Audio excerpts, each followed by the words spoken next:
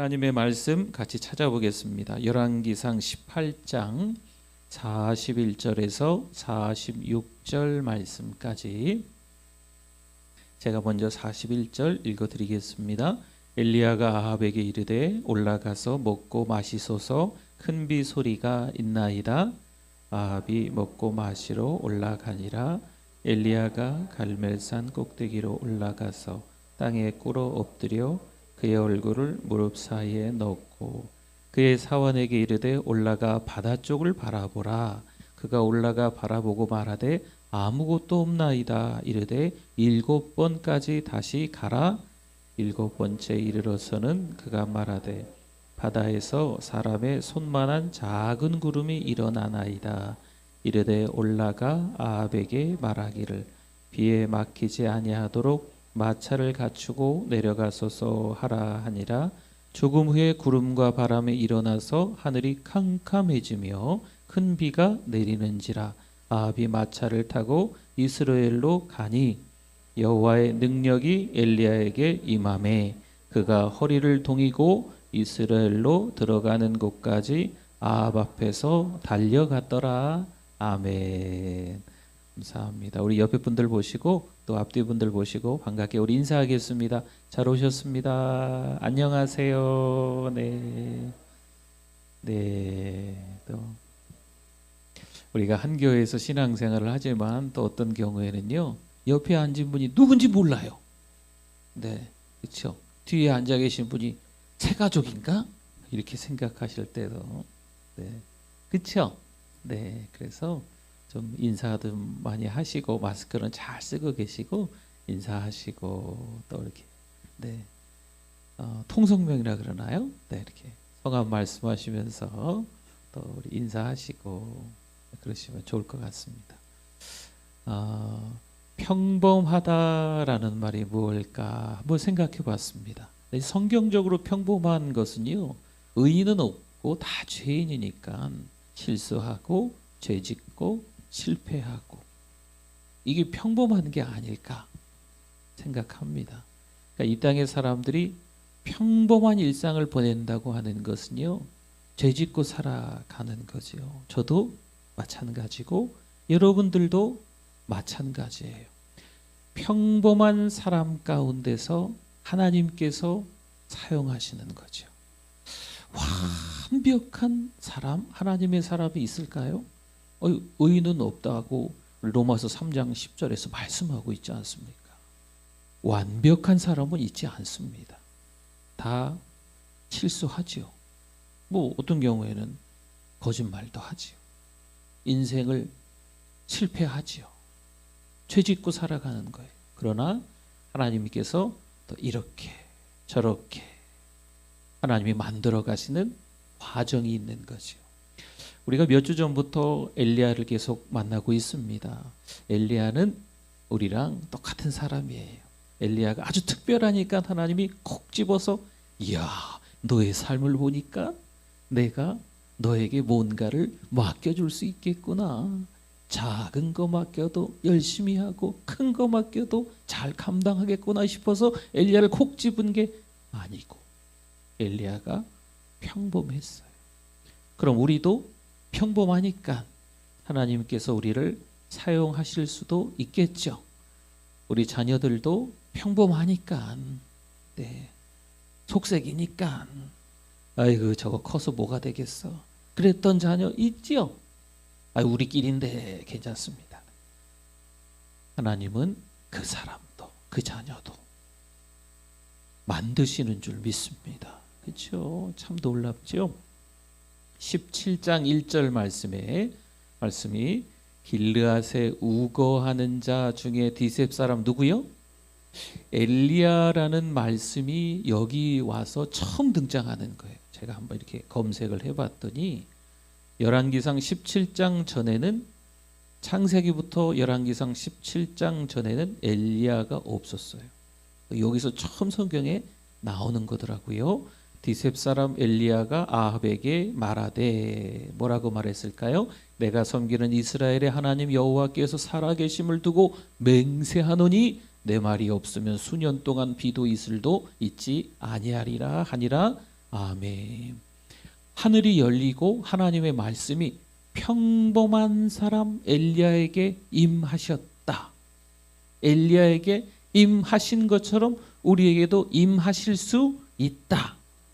하늘이 열리고 하나님의 음성을 듣는 사람은 손가락에 꼽을 만하다? 아닙니다. 엘리야도 평범한 사람이었고 우리도 평범한 사람입니다.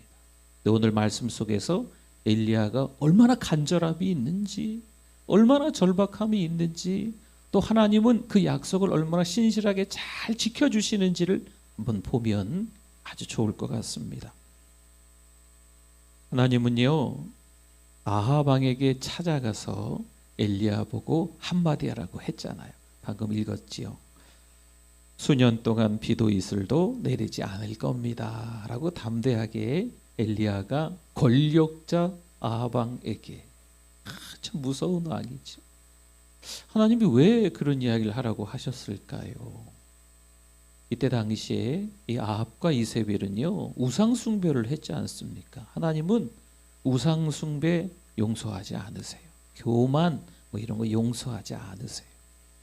양다리 걸치기 하나님은 싫어하십니다. 이 교회 다니는 사람인지 안 다니는 사람인지, 예수 안 믿는 사람인지 예수 믿는 사람인지, 뭐 이 중립지대에서 이쪽에 붙었다 저쪽에 붙었다, 하나님은 봐주지 않으십니다. 그런 사람들은 위기가 찾아오면 딱 준비하고 있다가 36개 주랑랑을 하는 사람이죠. 사랑하는 성도 여러분, 하나님만 바라보시기를 축원합니다. 그게 너무 중요해요. 그 다음 담대하게 외친 엘리야의 신변을 하나님이 보호하세요. 17장 3절과 4절에 보니까 너는 여기서 떠나 동쪽으로 가서 요단 앞 어디요? 그릿 시냇가에 숨고 그 시냇물을 마시라. 내가 까마귀들에게 명령하여 거기서 너를 먹이게 하리라. 아멘. 엘리야가 하나님의 음성을 듣고 담대하게 용기 내서 아합 왕에게 찾아갔지만 여러분, 온 나라 여기저기에 생각해 보세요. 엘리야를 잡아라. 여러분, 그럼 엘리야는 꼼짝없이 잡혀 죽을 수밖에 없는 거예요. 그래서 하나님이 그릿 시냇가에 일부러 따로, 이 그릿이라는 말이 단절되다라는 의미라고 말씀드렸잖아요. 여기 따로 하나님이 그곳에 있게 하시면서 아침과 저녁을 계속 공급하시는 거죠. 네. 17장 9절 가볼까요? 너는 일어나 시돈에 속한 사르밧으로 가서 거기 머물라. 내가 그곳 과부에게 명령하여 내게 음식을 주게 하였느니라. 아멘. 이번엔 하나님이 어디로 보내셨을까요? 이제 그릿 시냇가도 지금 현재 비가 오지 않으니까 가뭄이니까 마르게 될 거 아니에요? 그래서 사르밧으로 보내는 거예요. 사르밧의 의미를 혹시 기억하세요? 용광로라는 의미가 있다고 했잖아요. 그래서 용광로로 그냥 내모시는 거지요. 사르밧으로 파렴치한 같은 사람이 되게끔 하시는데 그 가운데서 그 여인의 순종으로 말미암아서 이 엘리야가 살게 만드시는 거죠. 근데 하나님은요 약속을 지키시는 분이세요. 그 여인에게 비를 하나님이 내리시는 날까지 통의 가루 병의 기름이 떨어지지 않음을 보게 하신 줄 믿습니다. 하나님의 약속은 변개치 않으세요. 하나님의 약속은 반드시 지키신다. 할렐루야. 물론 얼떨결에 하나님의 음성을 듣고 아합 왕에게 찾아갈 수도 있습니다. 하지만 모든 지역이 공개 수배를 하면 이건 도망갈 만한, 하나님을 떠날 만한 변명거리가 생기는 거죠. 내가 하나님을 위해서 이렇게 일했는데 하나님 왜 나를 지켜주지 않으세요? 라고 충분히 도망갈 수도 있지 않겠나 싶습니다. 그리 시냇가에서도 물론 아침 저녁으로 까마귀를 통해 먹기는 하지만 여러분, 사람들의 욕심은요, 탐심은요, 이 탐욕은 끝이 없어요. 하나만 있으면 좋겠다. 하나님이 하나 주시는데 만족하지 못하고 그 다음에 2개 있으면 좋겠다. 또 2개 생기면 아이고 3개 있으면 좋겠다. 여러분 이게 사람들의 마음이지 않겠어요? 사르밧에서는 또 어떨까요? 사르밧에서는요, 그 상황 가운데 엘리야가 하나님의 말씀에 순종할 수 없게끔 이 여인과 그 아들이 마지막으로 먹고 죽을 수밖에 없는 그런 형편인데도 불구하고 참 그 여인이 해주는 걸 먹는 거지요. 여러분 이런 상황이라면 하나님의 말씀에 순종하는 게 불가능할 수도 있는 거예요. 이처럼 엘리야가 한 계단 한 계단 올라가듯이 하나님께 하나하나 하나님의 레슨을 통해서 깨달아가는 거죠. 하나씩 하나씩 수업 시간에 참여하면서 이제 알아가는 거예요. 하나를 가르치면 열을 배운다라는 말이 있는 것처럼 이 엘리야는 이제 그런 느낌이 성경을 조금씩 읽고 생각하고 이래 보니까 그런 느낌이 좀 들었어요. 하나를 가르치면 여러 개를 배우는 듯한 잘 깨닫는 학생인 것 같습니다. 그리고 드디어 마침내 영적 실력을 발휘할 때가 찾아왔습니다. 18장 21절에 보니까요, 엘리야가 모든 백성에게 가까이 나아가 이르되 너희가 어느 때까지 둘 사이에서 머뭇머뭇하려느냐. 여호와가 만일 하나님이면 그를 따르고 바알이 만일 하나님이면 그를 따를지니라 하니 백성이 말 한마디도 대답하지 아니하는지라. 아멘. 영적 실력이 우리에게 있어야 돼요. 그래서 담대하게 외칠 수 있어야 됩니다. 아무리 많은 수요가 큰 사람들이 모여 있어도요, 그 자리에서 하나님을 따를래? 바알을 따를래? 담대하게 외치잖아요. 여러분 그 사람들이 맘만 먹으면요, 이 군중 심리 때문에 엘리야는 그 자리에서 돌 맞아 죽어요. 그런데 왜 머뭇머뭇하느냐? 담대하게 이야기하는 거죠. 하지만 백성들은 아무 말 하지 못합니다.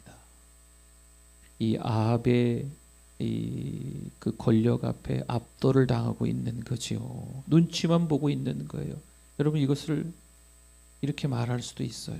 백성들은 믿음이 없습니다. 이제 영적 대결이 시작됐습니다. 엘리야는 혼자인데 이 바알과 아세라의 선지자들은 몇 명이었을까요? 합치니까 850명이나 됐습니다. 바알과 아세라는요, 허상입니다. 아무리 쇼를 부려도 불이 임하지 않는 거예요. 불이 임해야 진짜 하나님이다라는 결론을 내리기로 했는데 이 바알과 아세라의 선지자들은요, 별 쇼를 다 해도 자기를 자해까지 해도 불이 임하지 않아요. 왜? 바알과 아세라는 없으니까. 30절 볼까요? 30절. 이제 엘리야가 모든 백성을 향하여 이르되 내게로 가까이 오라. 백성이 다 그에게 가까이 가매 그가 무너진 여호와의 제단을 어떻게 했어요? 우리의 신앙을 수축해야 될 줄 믿습니다. 요즘 우리의 신앙이 무너졌을 수도 있어요. 우리만 그럴까? 내 옆에 있는 분, 나랑 같이 살고 있는 가족들, 함께 소그룹으로 모였던 사랑방 식구들, 어느새 우리의 믿음이 흔적을 찾아볼 수 없을 정도로 사라져 있을 수도 있어요. 다시 그 제단을 쌓아 올려야 됩니다. 여러분 중요한 게 예배예요. 예배를 드리면서 찬송하고 기도하고 하나님의 말씀을 듣고 은혜 받고 깨닫는 것, 너무 기본적인 것 같은데 이 기본적인 게 사라져 버렸어요. 혹시 우리는 와서 예배를 잘 드립니까? 그러면 우리 가족은요? 우리 자녀들은 어떻습니까? 우리랑 함께 나란히 앉아서 예배드렸던 또 다른 성도들은 어떻습니까? 여러분 지금은 우리가 기도할 때입니다. 그냥 하루, 한 달, 2달을 그냥 보내면 안 돼요. 정말 필사적으로 하나님 앞에 기도해야 돼요. 그래야 내 자녀가 돌아오는 거예요. 그래야 함께 예배하던 자들이 예배할 수 있는 겁니다. 내가 하는 게 아니고 하나님이 해주셔야 함을 깨달아야 돼요. 그러니까 이 즈음에서는요, 내가 빈 껍데기밖에 안 됐구나. 정말 아주 평범한 죄인이구나. 내 식대로 하려고 살았구나라는 것을 깨닫고 회개 기도하면서 하나님 앞에서 새로운 결단을 해야 될 줄 믿습니다. 하나님이 나의 공급자이심을 알아야 합니다. 물론 1대, 2대, 3대 몇 대로 걸쳐서 신앙생활을 오래 한 게 축복이에요. 당연합니다. 축복입니다. 하지만 중요한 것은 영적 실력이에요. 1대, 2대, 3대, 4대 신앙생활을 해온 가족들인데 실력이 없는 거죠. 영적 실력이 없는 거예요. 그러면 몇 대로 예수 믿었다는 거 말하지 마세요. 부끄러운 거예요. 더. 모태 신앙이라고 한다면요, 더할 나위 없는 은혜입니다. 참 큰 은혜죠. 하지만 이것저것 해봤는데 소용없다 한다면 불순종하는 그 믿음이 안타까울 따름입니다. 여러분, 모태 신앙이 어머니의 뱃속에서부터 함께 예수 믿었다는 의미가 있는데 이런 의미도 있어요. 못해. 난 못해. 네, 들어보셨죠? 못해. 옛날에 다 해봤어. 못해. 해봤는데 안 되더라고. 못해. 네. 우리가 신자라고 불린다면 영성이 있어야 돼요. 네. 저를 위해서 기도해 주십시오. 그리고 여러분 서로를 위해서 기도해 주셔야 돼요. 하나님, 우리 목사님, 하나님, 우리 장로님, 우리 권사님, 우리 집사님, 우리 다음 세대들 신앙생활 하면 할수록 성화되어져 갈 수 있도록, 믿음이 더 성장할 수 있도록, 물론 평범한 죄인이지만 그럼에도 불구하고 하나님 앞에 회개할 줄 아는 자들 되게 해달라. 여러분, 이게 중요합니다. 사장님이 교회 다니는 거죠. 그러면 직원들이 눈치 보고 은근슬쩍 이게 따라오는 거예요. 어떤 분이 세상에서 별로 대접을 못 받는 거죠. 근데 교회 와서 조금 하면은 대접을 받을 수 있는 거죠. 그래서 교회에서 이렇게 높은 자리에 올라가고 싶은 욕망이 막 생기는 거예요. 이런 분들은 교회에서 이름만 교인입니다. 제가 좀 심한가요? 사실이에요. 이름만 교인이에요. 전혀 신자답게 살지 않습니다. 예배를 드리고 성경을 대하기는 하지만 믿지는 않습니다. 삶 속에서 하나님을 드러내는 삶이 전혀 아닌 거죠. 41절 한번 보겠습니다. 41절 같이 한번 읽어볼까요? 엘리야가 아합에게 이르되 올라가서 먹고 마시소서. 뭐가 있어요? 큰 비 소리가 있나이다. 아멘. 드디어 마침내 때가 되어서 하나님께서 이 가문 땅에 이 기근에 다 죽어가야 되는 판에 비를 내리시는 거죠. 하나님은 약속을 지키십니다. 여러분, 성경이 창세기서부터 요한계시록까지, 물론 성경은 한 권이지만, 물론 구약과 신약으로 나뉘는 것 같아 보이지만 성경 전체는 한 권이잖아요. 그렇죠? 한 권이에요. 성경의 주제가 이거예요. 하나님은 뭘 지키신다? 약속을 지키신다. 할렐루야. 이 성경의 주제예요. 성경 전체의 주제가 이거예요. 하나님은 뭘 지키신다? 약속을 지키신다. 하나님은 약속을 지키시는 분이세요.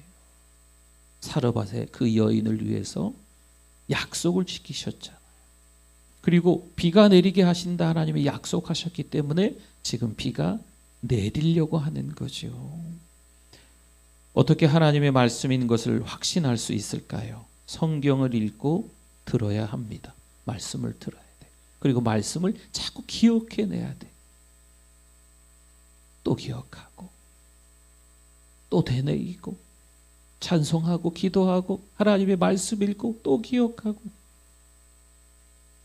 그래야 하나님이 말씀하실 때 하나님의 말씀인 걸 깨달아요. 어린아이가 얘기할 때도 하나님의 말씀으로 드릴 때도 있어요. 전혀 예수 안 믿는 사람들인데, 세상 속에서 만난 사람들인데 그 사람 이야기들 속에서도 하나님이 저 사람을, 안 믿는 사람을 통해서 나를 꾸짖는구나, 이것도 깨달을 수 있는 거예요. 하나님의 말씀을 가까이 하고 또 읽고 또 듣고 같이 찬송하고 기도할 때 들릴 수 있는 거예요. 여러분, 하나님의 음성은요, 지금도 여전히 우리에게 들려야 돼요. 깨달아야 돼요. 말씀을 들었는데 막 뜨끔뜨끔하죠. 목사님 잘났어 정말. 자기는 얼마나 잘나가지고 나한테 뭐라고 하는가. 아니에요. 그게 아니잖아요.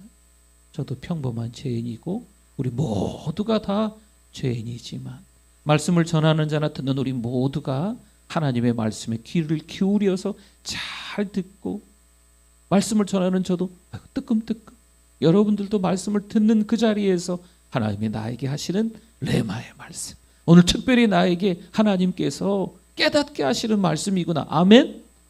이게 은혜죠. 여러분, 이 시간을 놓치면 안 돼요. 그렇게 하나님의 말씀을 깨달아야 되는 거죠. 43절 봅시다. 43절 같이 한번 읽어봅니다. 그의 사환에게 이르되 올라가 바다 쪽을 바라보라. 그가 올라가 바라보고 말하되 아무것도 없나이다. 이르되 몇 번까지요? 7번까지 다시 가라. 아멘. 비가 와야 되는데 엘리야는 그 믿음이 있어요. 지금 엘리야가 이 믿음이 어떻게 생겼어요? 17장 1절서부터 엘리야의 믿음이 차곡차곡 한 계단 한 계단 올라가듯이 점점 더 믿음이 좋아지는 거예요.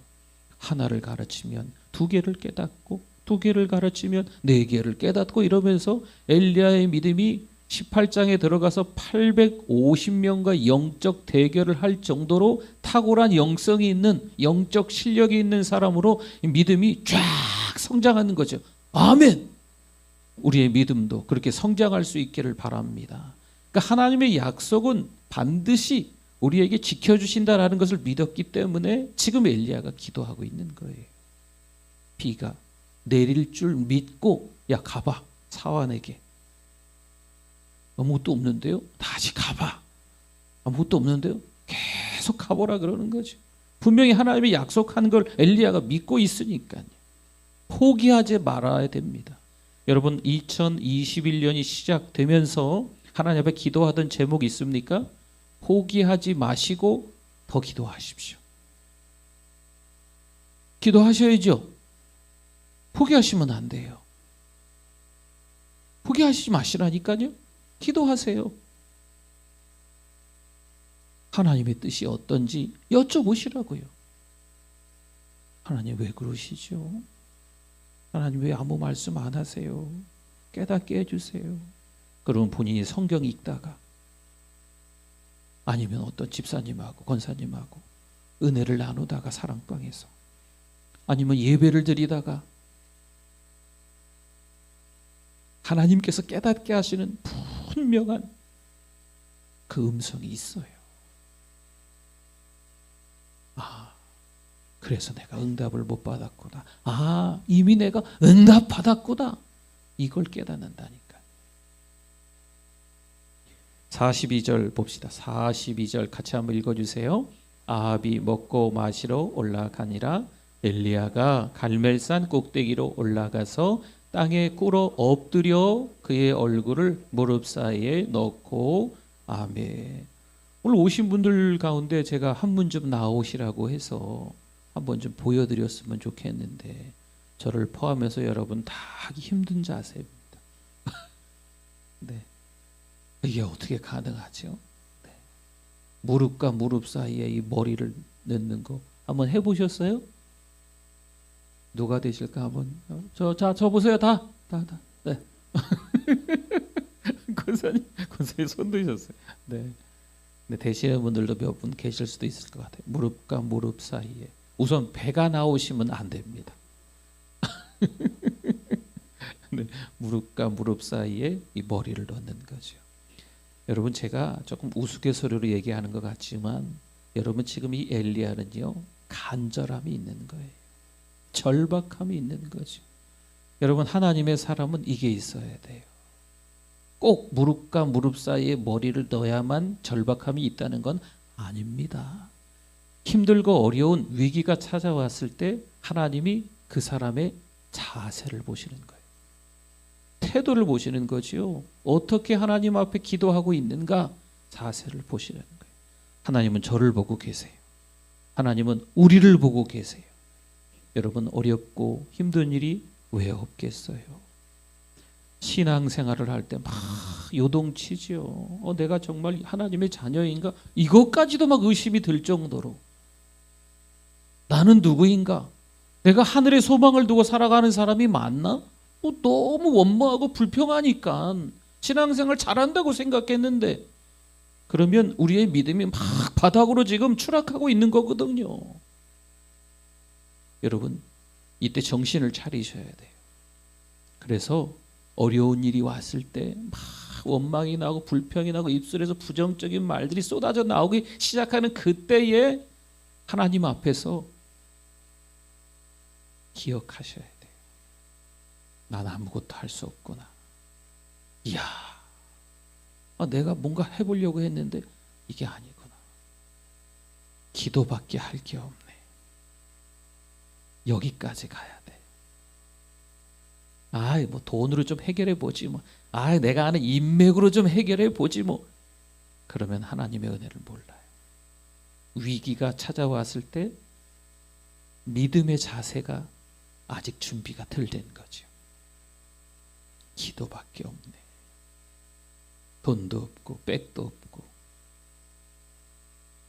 상황도 나아질 것 전혀 안 보이고 내가 할 건 기도밖에 없네. 이때 절박함이 있는 거예요. 그때 하나님께서 또 다른 은혜를 우리에게 허락해 주시는 줄 믿습니다. 야고보서 5장 17절 18절 우리 마지막으로 야고보서 말씀에 엘리야가 등장을 했습니다. 같이 한번 읽어봅니다. 엘리야는 우리와 뭐가 같다고요? 성정이 같다고요. 같은 사람 이로되 그 다음 더 읽어봅시다. 그가 비가 오지 않기를 간절히 기도한즉 3년 6개월 동안 땅에 비가 오지 아니하고 다시 기도하니 하늘이 비를 주고 땅이 열매를 맺었느니라. 아멘. 이건 하나님의 약속입니다. 하나님은 약속을 지키시는 분인 줄 믿습니다. 엘리야가 절박하게 간절하게 기도할 수 있는 믿음이 어디서 생겼냐? 하나님은 약속을 지키신다라는 확신이 있기 때문에 그래요. 17장에서부터 18장의 말씀에 이르기까지 엘리야가 갑자기 등장해가지고 하나님이 계속 엘리야를 주물럭 자꾸 다듬어 가시는 거지요. 하나씩 깨닫게 하면서 영적 전쟁에서 승리하게 만드시고 무릎 꿇으면 하나님이 응답하신다는 걸 엘리야가 체험한 거예요. 그런데 야고보서 기자는요, 엘리야는 우리와 뭐가 같다고요? 우리랑 똑같이 평범한 사람이라는 거예요. 한 성격 하는 분들 계시죠? 우리랑 똑같다는 거예요. 네. 베드로 같은 분 계시죠? 욱해가지고 그냥 우리랑 똑같다는 거예요. 엘리야가 기분 나쁘면 기분 나쁘다고, 때로는 수줍으면 말도 못하고 속상해서 막 속으로 막 부글부글 끓는 그런 분들도 계시죠. 엘리야도 우리와 성정이 같다라고 하는 건 우리도 똑같이, 엘리야도 똑같이 평범한 사람이다라는 거지. 그러나 하나님이 엘리야를 쓰셨던 것처럼 우리도 사용하실 줄 믿습니다. 여러분 잘 기억하십시오. 하나님은요, 우리에게 신실하게 가까이 오세요. 하나님의 약속 변함이 없습니다. 오늘도 하나님의 은혜를 주셨던 것처럼 내일도 은혜 주시겠죠? 네, 하나님의 약속 잊지 마시고 사시기를 축원합니다.